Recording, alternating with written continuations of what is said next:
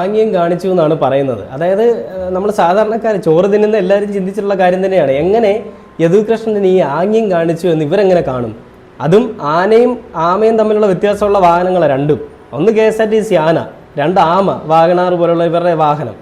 അപ്പോൾ ഇതിലിരുന്നുകൊണ്ട് യദു ഇങ്ങനെയൊക്കെ കാണിച്ചാൽ എങ്ങനെ അറിയും?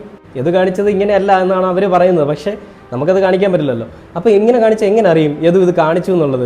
ഏറ്റവും അടിയിലിരിക്കുന്ന ഒരു വാഹനത്തിൽ പോകുന്ന ആളുകളാണ്. അതിൽ രണ്ടുപേരും കണ്ടു. പുറകെ ഇരുന്നുകൊണ്ട് അവർ തിരിഞ്ഞു നോക്കിക്കൊണ്ടിരിക്കുകയായിരുന്നു. ഈ ഡ്രൈവർ ആരാ, ഇവൻ എന്ത് കാണിക്കുന്നതെന്നായിരിക്കും.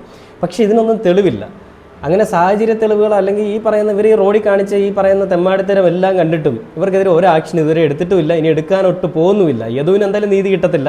യദു അവൻ്റെ മക്കളെ പഠിപ്പിക്കാൻ വേണ്ടിയിട്ടാണ് ഈ ജോലിക്ക് ഇറങ്ങിയത്. രാപ്പകലില്ലാതെ ജോലി ചെയ്ത് അവൻ കഴിക്കുന്ന കപ്പലിൻ്റെയൊക്കെ കഴിച്ചു എന്നാണ് അവൻ പറയുന്നത്. പക്ഷെ അതിനെ ഹാൻസാക്കി.